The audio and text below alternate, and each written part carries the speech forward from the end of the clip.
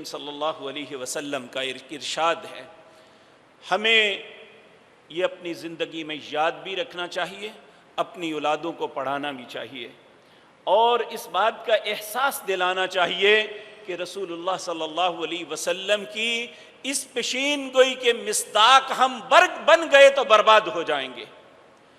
آپ نے فرمایا 4 چیزیں ایسی ہیں جو جہلیت کی ہیں، جو ضلالت اور گمراہی کی ہیں، لیکن میری امت کے اندر نہیں جائیں گی، یہ میری امت کے لوگ انہیں اپنائے رکھیں گے۔ ان میں فرمایا سب سے پہلا آپ نے فرمایا یہ ہے کہ اپنے حسب پہ فخر کرنا، کہ میں جس ذات سے، میرا جس برادری سے، میرا جس معاملے سے تعلق ہے، میں سب سے افضل ہوں، یہ چاہے کوئی بھی ہو۔ اور یہ بات، یہ خباثت، یہ غلاظت، یہ گندگی، یہ سوچ ہم سب میں ہے کہ ہم سمجھتے ہیں کہ ہم سب سے بہتر ہیں، باقی سب نعوذ باللہ کمتر ہیں۔ نمبر 2 آپ نے فرمایا دوسرے کے نسب پہ طعن کرنا، کہ ہر برادری کے متعلق کہنا فلاں میں یہ گناہ ہے، فلاں میں یہ غلطی ہے، فلاں میں یہ ذلت ہے، فلاں میں یہ ہے، فلاں میں یہ ہے، لیکن اپنی بات کو چھوڑ دیتے ہیں کہ میں کیا ہوں، مجھ میں کوئی غلطی نہیں ہے۔ نمبر 1 اپنے حسب پہ فخر، نمبر 2 دوسرے کے نسب پہ طعن، نمبر 3 ستاروں پہ اپنی قسمت کا انحصار کرنا۔ آج ہم روزانہ اخبار پڑھتے ہیں کہ آج کا دن میرے لیے کیسا رہے گا، میرا سٹار کون سا ہے، کس نے ہمیں بتایا؟ کوئی تورات میں ہے، انجیل میں اللہ نے ایسا حکم دیا، زبور میں دیا، صحف ابراہیم میں دیا، یا اللہ نے اپنی پاک کلام قرآن میں یہ حکم دیا کہ تمہاری قسمت جو ہے ستاروں کے ساتھ منسلک ہے؟ لیکن ہم سب کرتے ہیں الا ماشاء اللہ، اللہ ہی جسے بچا لے۔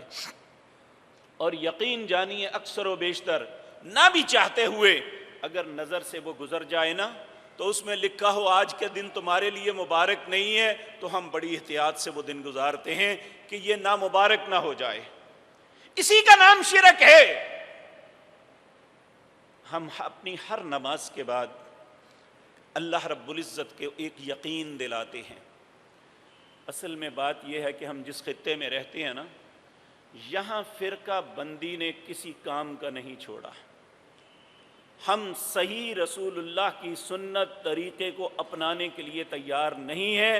ہم سوچتے ہیں کہ جو ہمارے باپ دادا کا طریقہ تھا، یا جس مسلک سے ہمارا تعلق ہے، جو طریقہ انہوں نے اپنایا ہے وہی ٹھیک ہے، دوسرے کو میں نے نہیں دیکھنا۔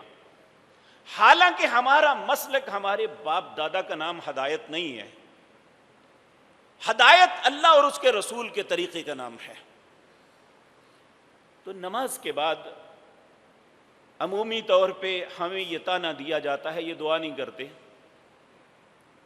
بھئی اللہ کے رسول کا طریقہ کیا ہے؟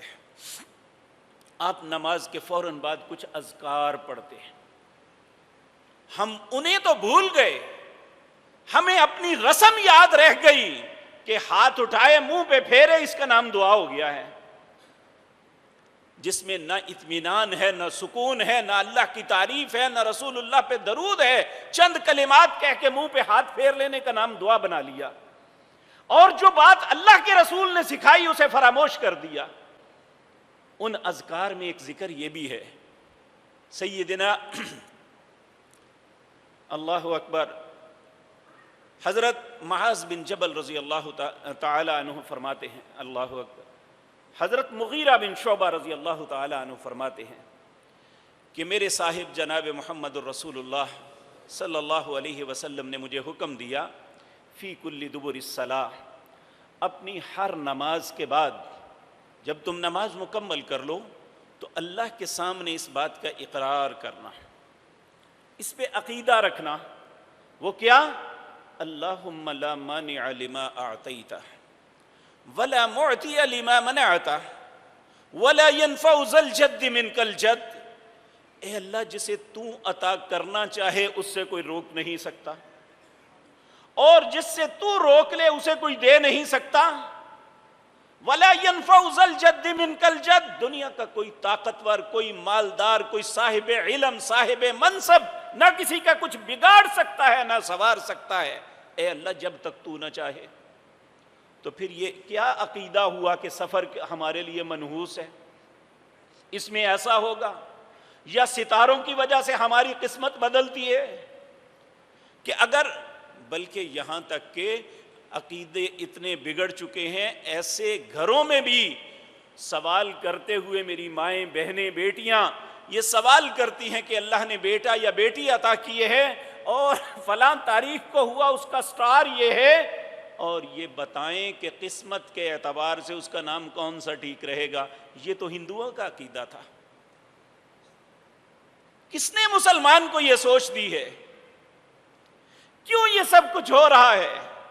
اور نبی کریم نے فرمایا چوتھی بات یہ ہے کہ یہ اپنی ہر مصیبت کے وقت واویلا نوحہ کریں گے، اور آج اسے فرض سمجھ لیا گیا ہے، جس میت پہ نوحہ نہ ہو، جہاں بال نہ کھولے جائیں، جہاں پیٹا نہ جائے، تو کہتے ہیں اسے محبت ہی نہیں اپنے مردے سے۔ کہا یہ جاہلیت کی چیزیں ہیں جو میری امت کے اندر آ جائیں گی۔ میرے عزیز